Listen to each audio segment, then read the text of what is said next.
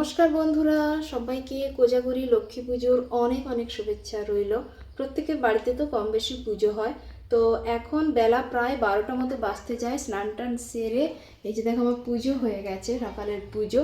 তো অনেক কাজ রয়েছে আমার বাড়িতেও, ছোট্ট যেহেতু আমার লক্ষ্মী রয়েছে আর একটা আমাদের প্রতিষ্ঠা করা লক্ষ্মী ঠাকুরও রয়েছে। তো বিকেল সন্ধ্যের দিকে ঠাকুরমশাইও আসবে, তো তার জন্য আয়োজন করব। আর আজকে ভেবেছি একটু ভোগ রান্না করব, তো তার জন্য অনেক কাজ রয়েছে। তো চলো আজকের ব্লগটা এখন থেকেই স্টার্ট করছি, ব্লগটা কন্টিনিউ দেখতে থাকো।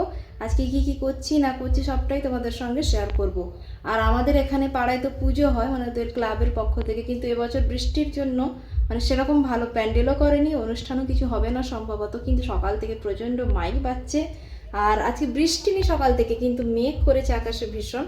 তো যাই হোক, সমস্ত কিছুর মধ্যেই পুজো তো হবেই। তো চলো ব্লগটা কন্টিনিউ দেখতে থাকো, আশা করছি ভালো লাগবে। আর ভালো লেগে থাকলে অবশ্যই লাইক করো, কমেন্ট করো, আর যারা নতুন তারা অবশ্যই আমার চ্যানেলটাকে সাবস্ক্রাইব করে দিও। তো চলো এখন থেকে ব্লগটা কন্টিনিউ করছি। সকাল সকাল স্নান সেরে আগে ঠাকুরের পুজোটা দিয়ে নিলাম। অনেক কাজ রয়েছে, তোমাদের তো বললাম, বাড়িতে ছোটোখাটো পুজো হোক বা যে কোনো পুজো হোক, কাজ তো লেগেই থাকে। তার উপরে লক্ষ্মী পুজো বলে কথা, অনেক রকম প্রসাদ বানানো রয়েছে। তো সেই জন্য দেখো তাড়াতাড়ি সকাল সকাল পুজোটা করে নিয়েছিলাম। তারপরে হাতের কাজগুলো সেরে এখন একটু ছোট করে এই যে প্যান্ডেল করছি। প্যান্ডেল বলতে ওই ঠাকুর যেখানটা বসাবো ওর চারপাশটা একটু সুন্দর করে সাজিয়ে দিলাম। আর কি বলো তো, লক্ষ্মী পুজো সেরে ভাইফোঁটা, কালী পুজো, এমনকি জগদ্ধাত্রী পুজো পর্যন্ত চলে এলো, কিন্তু এখন তোমাদের সঙ্গে আমি লক্ষ্মী পুজোর ভিডিওটাই শেয়ার করে উঠতে পারলাম না। আসলে কি জানো তো, লক্ষ্মী পুজোর পরপর এত অনুষ্ঠানগুলো ছিল, প্রচুর ব্যস্ত হয়ে পড়েছিলাম। তার উপরে বাবার বাড়িরও একটা অনুষ্ঠান ছিল, সেই সমস্ত ব্লগগুলো পরপর তোমাদের সঙ্গে শেয়ার করব।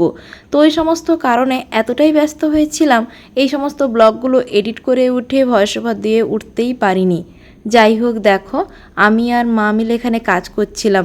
তো আমি আলপনা দিচ্ছিলাম আর মা ওখানে নারকেলটা কুড়ে নিচ্ছিল নাড়ু বানাবে বলে, আর ওদিকে ভিডিওটা কিন্তু আমার সোনা বানিয়ে দিচ্ছিল আমাদের। তো যাই হোক, শাশুড়ি বৌমা মিলে হাতে হাতে কাজগুলো সেরে নিচ্ছিলাম। আর এখন কিন্তু দুপুরবেলা বাড়ির সকলের খাওয়া দাওয়া হয়ে গেছে। আমি কিন্তু সারাদিন না খেয়েই ছিলাম, মানে উপোস করেছিলাম। একদম সন্ধেবেলা পুজো হলে তারপরে খাওয়া দাওয়া করব। মা কিন্তু এখনও পর্যন্ত খাওয়া দাওয়া করেনি, খাওয়া দাওয়া করবে বলতে বলতে না 3টে বেজে গেছে। তো সেই জন্য দেখো ওই যে নাড়ুগুলো পাকিয়ে নিচ্ছিলাম। আর সোনা কিন্তু আমাদের সঙ্গে প্রচুর কাজ করেছে আজকে, কিছুতেই ওকে ঘুম পাড়ানো যায়নি। আমাদের সঙ্গে হাতে হাতে নাড়ু বানিয়েছে, নাড়ুও খেয়েছে। যাই হোক, তারপরে না ওকে ঘুম পাড়িয়ে চলে এসেছিলাম ঠাকুরের ভোগগুলো রান্না করতে। আসলে আমাদের এখানে ঠাকুরমশাই কিন্তু খুব তাড়াতাড়ি চলে আসবে বলেছিল, সন্ধে নামলেই চলে আসবে। সেই জন্য তাড়াহুড়ো করে সোনাকে ঘুম পাড়িয়েই দুপুর দুপুর চলে এসেছিলাম সমস্তই ভোগগুলো বানাতে। তো দেখো এখানে আমি 5 রকমের ভাজা ভাজছিলাম, তার উপরে সুজি এইসবই করছিলাম। তো সন্ধ্যের মধ্যেই যেহেতু ঠাকুরমশাই চলে আসবে, সেই জন্য তাড়াহুড়ো করে ভোগগুলো রান্না করে এই যে দেখো আমার সিংহাসনটা খুব সুন্দর করে সাজিয়ে নিয়েছি। আমাদের কিন্তু আরও একটা সিংহাসন রয়েছে, যেটাই কিন্তু বাড়ির কারোর হাত দেওয়ার নিয়ম নেই। ঠাকুরমশাই এলেই সিংহাসনটা নামিয়ে পুজো করবে। তো আমার এখানে ভোগ রান্না করা মোটামুটি যতটুকু পেরেছি সোনাকে সামলে, তো মোটামুটি ওইটুকুই করার চেষ্টা করেছি মন থেকে। তো দেখো আলপনা এঁকেছিলাম ঠাকুরের সামনে, বাড়িতে, আর সমস্ত জায়গায় এই পাগুলো এঁকেছিলাম। তো আমি খুব ভালো হয়তো আলপনা আঁকতে পারি না, কিন্তু যতটা পারি নিজের মতো করে করার চেষ্টা করি। আর যেহেতু পূর্ণিমা পুজো ছিল, তো পূর্ণিমা পুজো হয়েছিল সন্ধ্যের দিকে, তো সেই প্রসাদ এখন দেখো সোনা ঘুম থেকে উঠে নিয়ে বসে গেছে খেতে।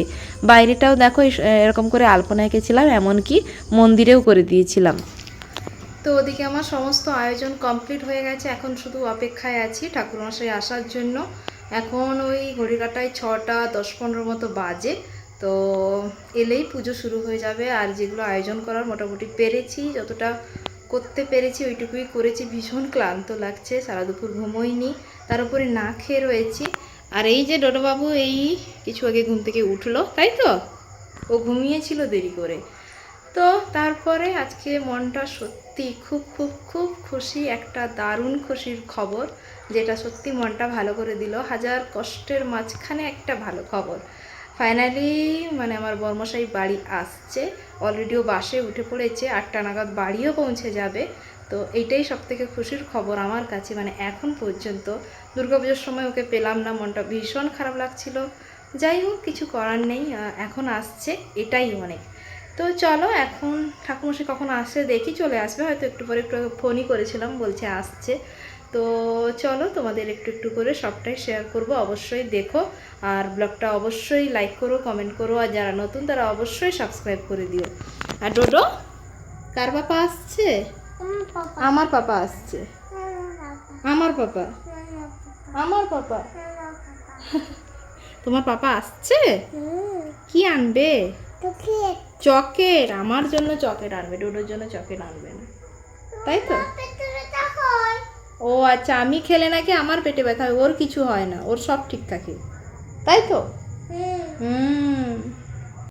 এখনও ঠাকুরমশাইয়ের দেখা নেই, বলেছিল সন্ধে নাগাদ চলে আসবে, কিন্তু এখন প্রায় ওই 8টা বাজতে যায়। ঠাকুরমশাইকে ফোন করলাম, বলো একটু পরেই আসছে। কি করব, তাই মা ছেলে মিলে একটু ভিডিও বানাচ্ছিলাম।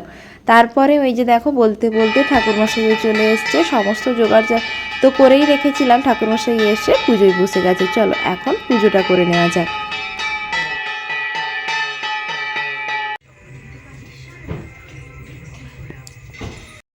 খুব বেশি হয়তো মা লক্ষ্মীর জন্য আয়োজন করতে পারিনি, কিন্তু যতটুকু পেরেছি মন থেকেই করার চেষ্টা করেছি। আশা করছি মা লক্ষ্মী আমার সমস্ত প্রসাদগুলো গ্রহণ করবে। যাই হোক, পুজো কিন্তু খুব ভালোভাবে সুষ্ঠুভাবে মানে মিটে গেছে। তারপরে আমি কিন্তু একটু পাঁচালিও পড়েছিলাম। এখন দেখো এই যে লুচিগুলো ভেজে নিচ্ছি, মানে যেগুলো বাদবাকি সবাই খাবো রাত্রে, তার জন্যই লুচিগুলো ভাজছিলাম। আর তোমাদের তো বললাম আমার বর্মশাই আজকে আসছে। সত্যি এত ভালো লাগছিল আজকের এই দিনটা। তো মানে এই আনন্দের জন্য কাজের এনার্জিটাও আরও দ্বিগুণ হয়ে গেছিলো। যাই হোক, এদিকে দেখো লুচিগুলো ভাজছিলাম, কিন্তু মনটা পড়েছিল কখন ও আসবে আসবে, কারণ ও প্রায় চলে এসছে, আর কয়েকটা মিনিটের অপেক্ষা মাত্র। তো লুচি ভাজতে ভাজতে বাইরে এসে অপেক্ষা করছিলাম ওর জন্য। তো কিছুক্ষণ বসার পরেই এই যে দেখো চলে এসছে, আর সোনা তো রীতিমতো প্রচণ্ড পরিমাণে খুশি। কে এসছে? কে এলো গো? এবার মস্তি শুরু। দেখো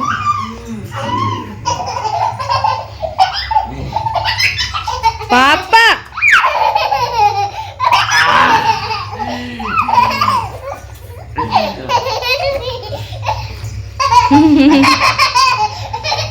তোমরা তো দেখতেই পেলে বাবা আসাতে সোনা প্রচণ্ড পরিমাণে খুশি ছিল। আর তো ওকে আর পাত্তা পাওয়া যাবে না, সারাদিন ওর পাপার পেছনে, যেখানেই যাবে ওকে ওখানেই নিয়ে যেতে হবে। তো ওখানে পুজো স্বাস্থ্য হয়ে গেছিলো। টুকটাক খাওয়া দাওয়া করে আমি, সোনা আর বর্মশাই মিলে চলে এসেছিলাম ওদের ক্লাবের ওখানে পুজো দেখতে।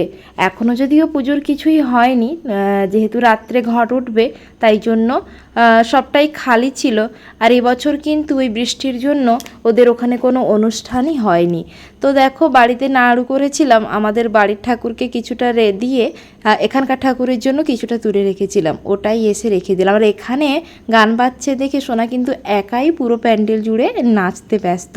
তো দেখো চারপাশটা না খুব ফাঁকা ফাঁকা লাগছিল, কারণ প্রত্যেক বছর এই সময়টা এখানে অনুষ্ঠান হয়, আলো ঝলমল করে, বক্স বাজে, বেশ ভালো লাগে। কিন্তু এবছর খুব ফাঁকা ফাঁকা লাগছিল, তাই মনটা একটু খারাপও লাগছিল। আর বর্মশাই এবছর বাড়িতে আসলো, তো এবছরই ওদের ক্লাবের কোনো অনুষ্ঠান হচ্ছে না, ওরও মনটা ভীষণ ভালো মানে খারাপ লাগছিল। যাই হোক দেখো এখানে ঠাকুরের দর্শন করে নিলাম, মুখটা কিন্তু খুব সুন্দর হয়েছে। যাই হোক আজকের মতো ব্লগটা এইটুকুই। ব্লগটা কেমন লাগলো অবশ্যই কমেন্ট করে জানাতে ভুলো না। তো চলো আজকের মতো টাটা সবাইকে, দেখা হবে পরবর্তী কোনো ভিডিওতে।